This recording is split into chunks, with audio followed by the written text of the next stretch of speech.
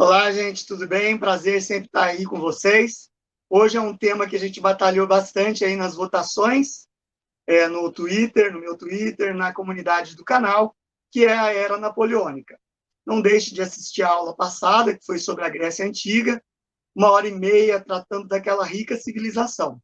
Hoje nós damos um salto enorme no tempo e vamos para o final do século XVIII e início do século XIX, certo? Com a Era Napoleônica.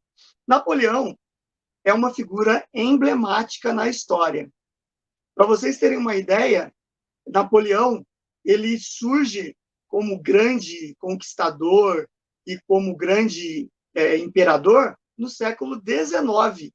E as pessoas acabam tendo uma noção meio que assim, o século XIX só se inicia depois que acaba a Era Napoleônica. Essa é a impressão que as pessoas têm.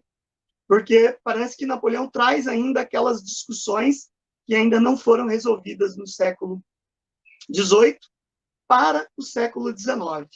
Então, é uma figura assim, que vai mudar toda a amplitude política, toda a geopolítica europeia e mundial no século XIX. A gente vai saber como nessa aula. Bora lá. Então, gente, vamos falar sobre a origem de Napoleão. Napoleão, ele nasceu em 1769, tá? E ele nasceu numa ilha que fazia um ano que pertencia à França. Era uma ilha que antigamente, antes de um ano antes dele nascer, pertencia à Itália, certo? É a ilha da Córcega.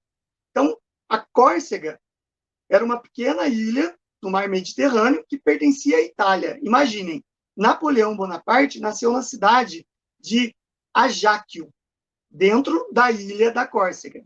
Então, quem nasce na ilha da Córcega era chamado de corso, uma forma pejorativa de diminuir a pessoa que nascia na ilha da Córcega.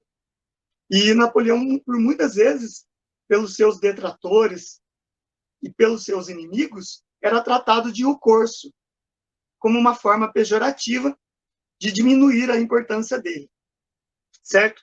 Bom, Napoleão Bonaparte, ele, por nascer numa ilha que até um ano antes pertencia à Itália, ele falava italiano até os 11 anos de idade. Seus pais eram italianos, era de uma nobreza italiana, mas que juravam fidelidade e obediência ao rei da França. E quando a Córcega passou a ser um território francês, o pai de Napoleão Bonaparte se tornou um dos governantes da ilha da Córcega, como se fosse um representante do rei lá. Napoleão Bonaparte ele nasce com um nome italiano, Napoleone di Bonaparte, que era um nome italiano. Mais tarde, o nome dele vai ganhar a configuração de Napoleão, certo? Que é a forma francesa do nome dele. Napoleão Bonaparte, tá? Então, Napoleão Bonaparte, ele vai, a partir dos 11 anos de idade, vai estudar em colégios militares, vai fazer o seu estudo básico nos colégios militares, vai aprender o francês, se habituar com os modos franceses, que era da nobreza francesa. Pelos pais deles fazerem parte de uma classe mais elevada, era necessário que ele aprendesse o requinte da alta sociedade francesa, principalmente da nobreza, certo? Então ele vai aprender isso nas escolas militares francesas. E depois ele passa a fazer parte também, como se fosse um curso universitário, da Escola de Guerra de Paris. Ele vai entrar para o Instituto de Paris, que era um instituto militar, e ele vai optar pela arma da artilharia, certo? E assim ele vai se formar como tenente nessa escola de Paris. Bem, continuando então com essas origens de Napoleão, ele, logo muito jovem, como tenente do exército francês na ilha da Córcega, logo ele ouve, sabe das notícias, que estoura a Revolução Francesa no continente. E Napoleão Bonaparte, ele se identifica como jovem, impetuoso, um pouco inconsequente na idade dele, mostra que ele simpatiza-se e declara abertamente apoio aos jacobinos na Revolução Francesa. Só aí abrindo um parênteses para vocês se situarem, os jacobinos eram aqueles que ficavam à esquerda do juiz da Assembleia Nacional. É daí que surge um conceito de esquerda e direita. Os jacobinos eram formados por agricultores, os sans-culottes, que eram os miseráveis, e eles desejavam uma radicalização do movimento, ou seja, morte à nobreza, morte ao clero e rebaixar totalmente a burguesia e até mesmo cometer crimes contra os burgueses. E o Napoleão Bonaparte ficou do lado desta ala durante a Revolução Francesa, né?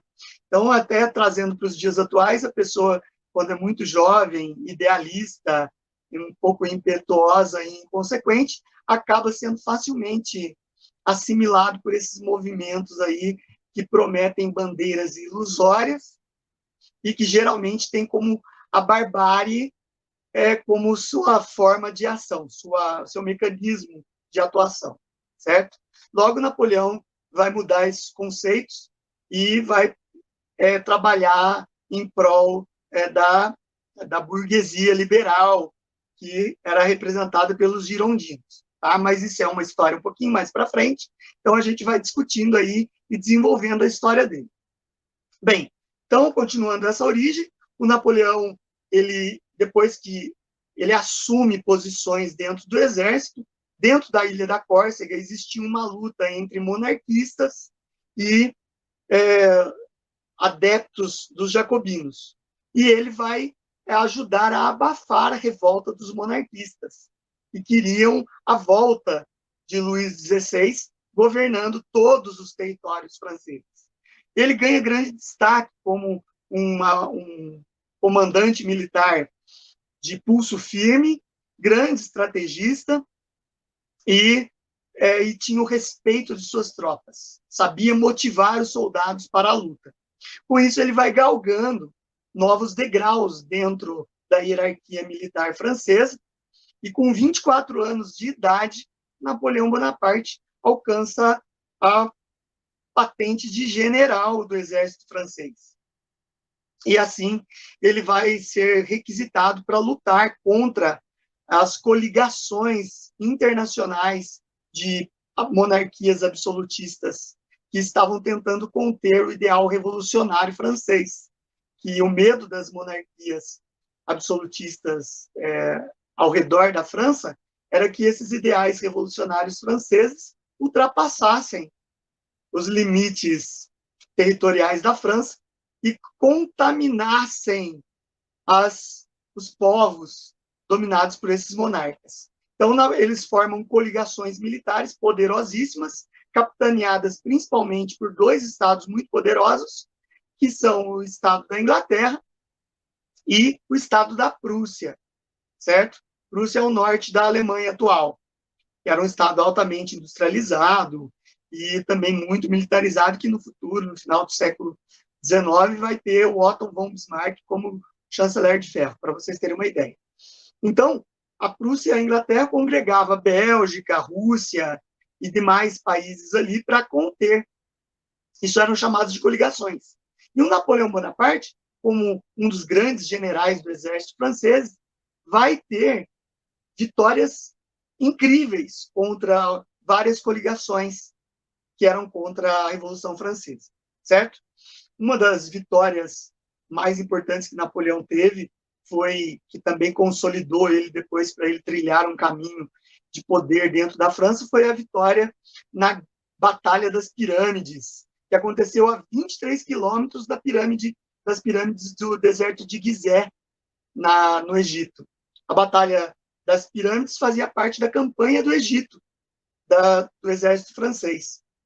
E o Napoleão Bonaparte, ele era um homem e um estrategista militar, que ele sabia motivar as suas tropas, e que ele deixou célebres frases de impacto que faziam com que não só motivassem os seus soldados, mas também que virassem grandes peças propagandísticas do seu exército e do exército francês, tá?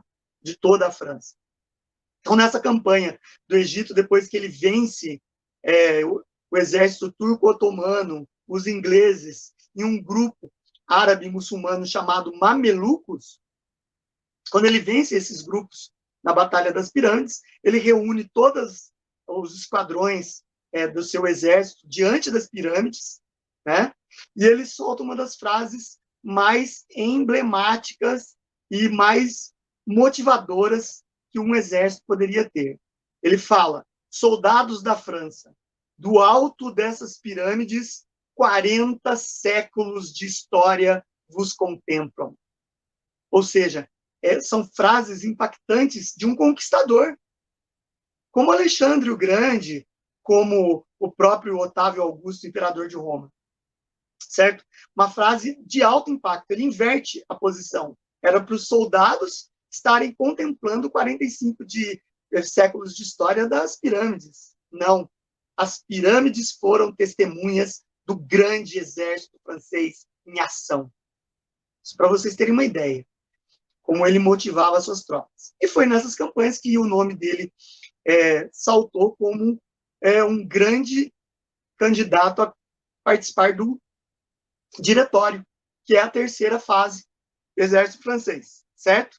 Então, a gente não pode deixar de falar que Napoleão Bonaparte ele acaba comandando o diretório também, né? Ele vai ser chamado para compor o diretório. É aí que a gente entra nessa fase da Revolução Francesa, que é a terceira fase, que é a fase do diretório.